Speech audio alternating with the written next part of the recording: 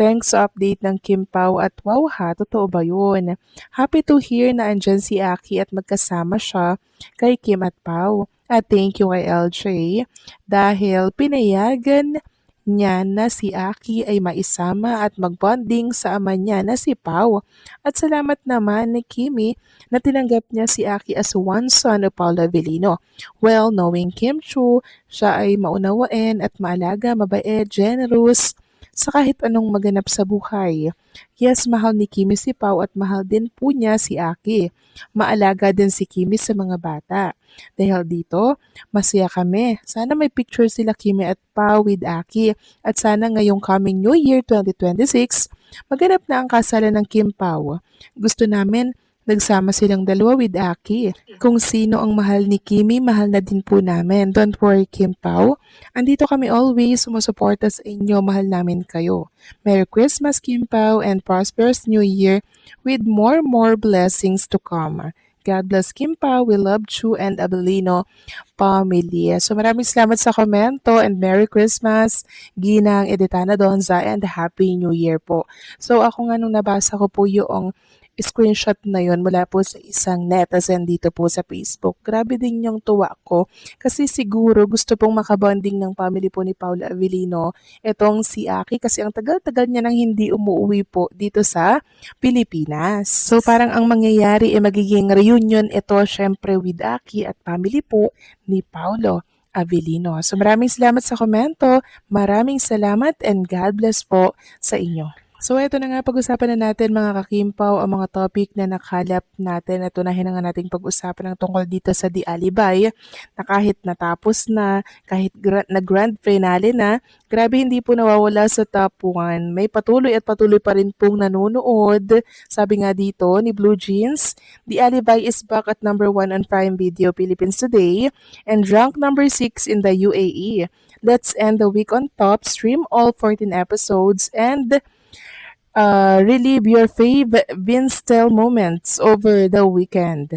Samantalang ultimate of the star naman of the year si Chinita Princess. Yes, ito po ay ayon sa Kapamilya Stars Poll. Sabi nga dito, her versatility, talent, and dedication have solidified her as one of the most iconic and beloved stars in the industry today. Kim Chu wins Ultimate Kapamilya Star of the Year, recognized for her remarkable success across TV, movies, and live performances. So hindi po talaga matatawaran mga kakimpaw itong mga binibigay at pinapakita po ni Chinita Princess sa mga taga-suporta, tagahanga niya, and syempre sa lahat ng nagmamahal at sumusuporta po kay Chinita Princess at maging sa tambalan nila ni Paolo Avellino. Kaya nararapat lamang po natanghalin si Chinita Princess na Ultimate Star of the Year. Samantalang next topic naman tayo, pag-usapan natin mga kakimpaw, itong pinagkakaguluhan ngayon sa mundo ng social media tungkol kay Paolo Avellino. So meron po tayong nasagap na meron daw po nangaakit kay Paolo Avellino na babae.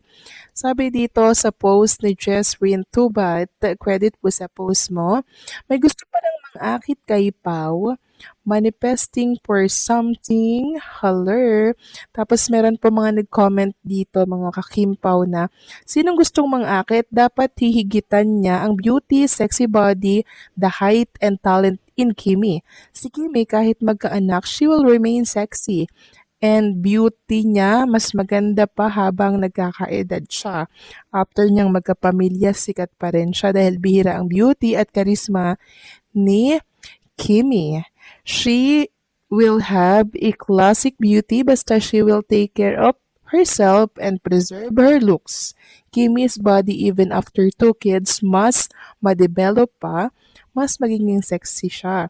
Kahit magka-family si Kimi, she will still be successful because of her talents. So sino kaya itong nangaakit kay Paolo Avellino, mga kakimpaw, na pinupulutan ngayon sa mundo ng social media? Nako, nakakahiya naman to, mga kakimpaw, ha.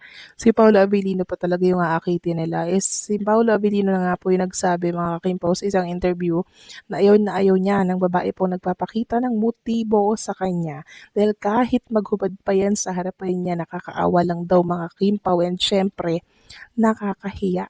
Naikwento nga po ni Paula Avellino na meron daw pong nagsisend sa kanyang page ng mga hubad na larawan. Naawa daw siya doon. Paano daw kung sa iba maisend tapos ikalat?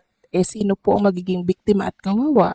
Di yung mga babae po na send ng mga hubad na larawan kay Paolo Avellino. 'Di ba? Super gentleman talaga ni Paolo Avellino, mga kakimpaw. Kaya yung mga nangaakit kay Paolo dyan, and syempre yung gustong-gusto si Paolo, nako po, mga kakimpaw, mapapahiya lang sila. Dahil alam naman natin kung anong meron kay Kim and Paolo.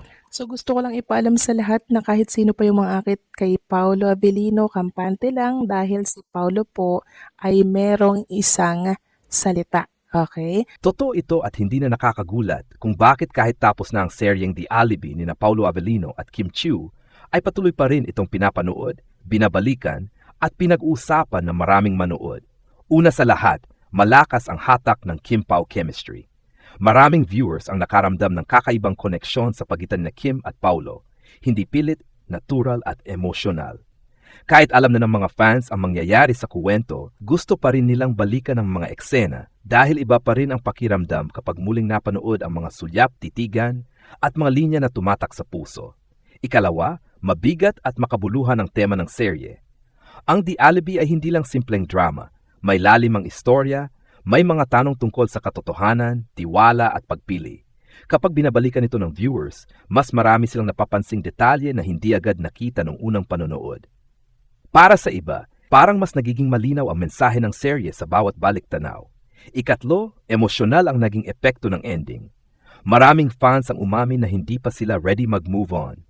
Ang pagbabalik sa serye ay nagiging paraan para muling maramdaman ang saya, sakit, at kilig na ibinigay nito. Parang gusto nilang pahabain ang koneksyon nila sa kuwento at sa mga karakter. Dagdag pa rito, malakas ang suporta ng fandom. Hanggang ngayon, aktibo pa rin ang fans sa social media, nagpo-post ng clips, edits, quotes at reactions. Dahil dito, nahihikayat pa ang ibang viewers na muling panoorin o kaya ay unang beses pa lang itong mapanood. Nagiging comfort series na rin ito para sa marami. Sa kabuuan, ang patuloy na panood at pagbabalik-balikan sa The Alibi ay patunay na nagtagumpay ang serye hindi lang sa ratings, kundi sa puso ng mga manonood. Ipinakita nito kapag maganda ang kuwento, mahusay ang pag-arte, at totoo ang emosyon, hindi agad nawawala ang epekto kahit tapos na ang palabas.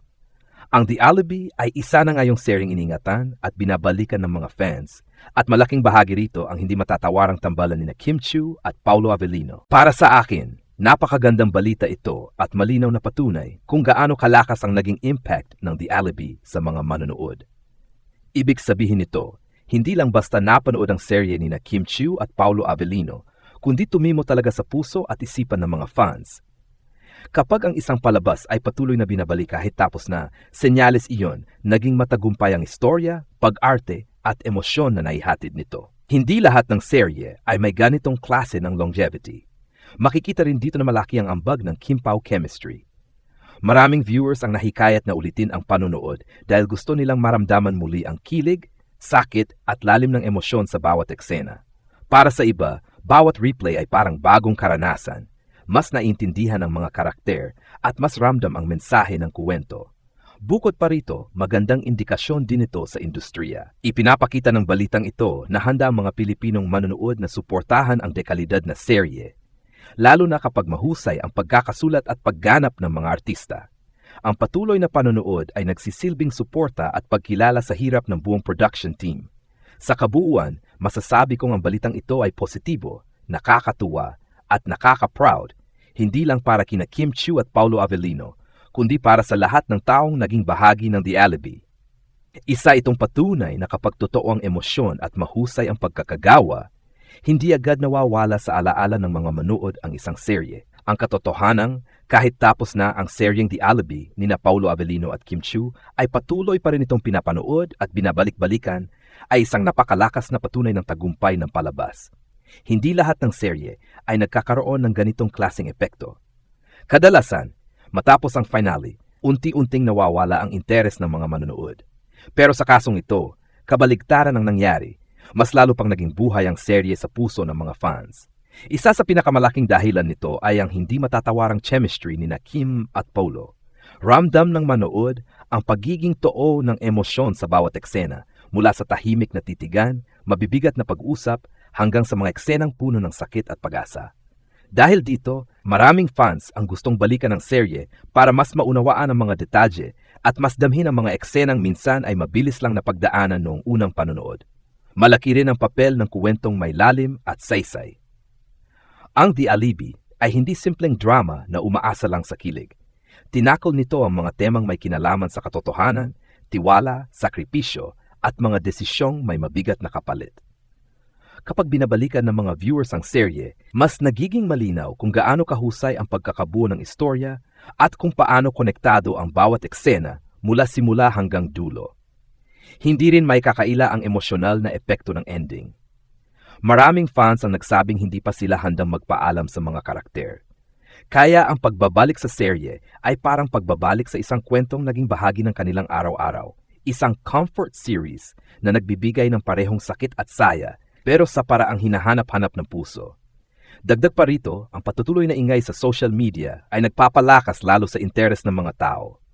Kahit tapos na ang palabas, buhay na buhay pa rin ang fandom, may edits, clips, quotes at diskusyon. Dahil dito, may mga bagong manonood na nahihikayat at ang mga dati ng fans ay mas ginaganahang ulitin ang panonood. Sa mas malawak na perspektibo, ang balitang ito ay isang magandang senyales para sa industriya. Ipinapakita nito na kapag pinagsama ang mahusay na script, mahusay na direktor, at mga artistang kayang magbigay buhay sa kanilang mga karakter, posible pa rin makagawa ng seryeng tumatatak at hindi agad nalilimutan. Sa kabuuan, ang patuloy na panood at pagbabalik-balikan sa The Alibi ay patunay na hindi lang ito isang palabas. Isa itong karanasang emosyonal para sa mga manonood. Isang seryeng nag-iwan ng marka, nagpaisip, nagpaiyak at nagbigay ng dahilan para patuloy itong balikan. At malaking bahagi ng tagumpay na ito ay ang tambalang Kim Chiu at Paulo Avellino na nagbigay ng buhay at puso sa kuwento. May marami pang maaring idagdag sa balitang ito at mas lalong pinapatibay nito kung bakit special ang The Alibi sa mga manood. Dagdag pa rito, ang patuloy na panood ng serye ay nagpapakita na nakabuo ito ng pangmatagalang koneksyon sa audience. Hindi lang ito uso sa isang panahon, naging bahagi na ito ng routine at emosyon ng mga fans. Para sa iba, ang pagbabalik sa The Alibi ay parang pagbabalik sa isang kwentong pamilyar, isang paalala ng mga eksenang tumulong sa kanila na magmuni-muni tungkol sa buhay, relasyon at mga desisyong mahirap gawin. Mahalaga ring banggitin na lalo pang napapansin ang husay ng pag-arte ni na Kim Chiu at Paulo Avellino kapag inuulit ang panood. Sa bawat replay, mas nakikita ng viewers ang mga maliliit na detalye, mga ekspresyon, katahimikan at emosyon na hindi agad napapansin noong una. Ito ang klase ng seryeng mas gumaganda habang mas naunawaan. Bukod doon, ang balitang ito ay maaring maging daan sa mas marami pang proyekto para sa tambalan.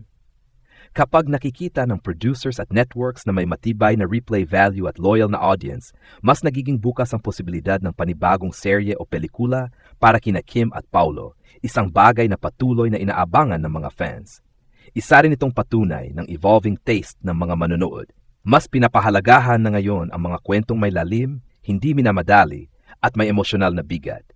Ang tagumpay ng The Alibi ay nagsisilbing inspirasyon para sa mga susunod na produksyon na maglakas loob gumawa ng mas makabuluhan at mas matapang na mga kwento. Sa huli, ang may dadagdag sa balitang ito ay simple pero makapangyarihan. Ang The Alibi ay hindi pa talaga tapos sa puso ng mga manood. Kahit natapos na sa telebisyon o streaming platform, patuloy itong nabubuhay sa alaala, diskusyon at emosyon ng mga fans. At yon ang tunay na sukatan ng isang matagumpay at di malilimutang serye.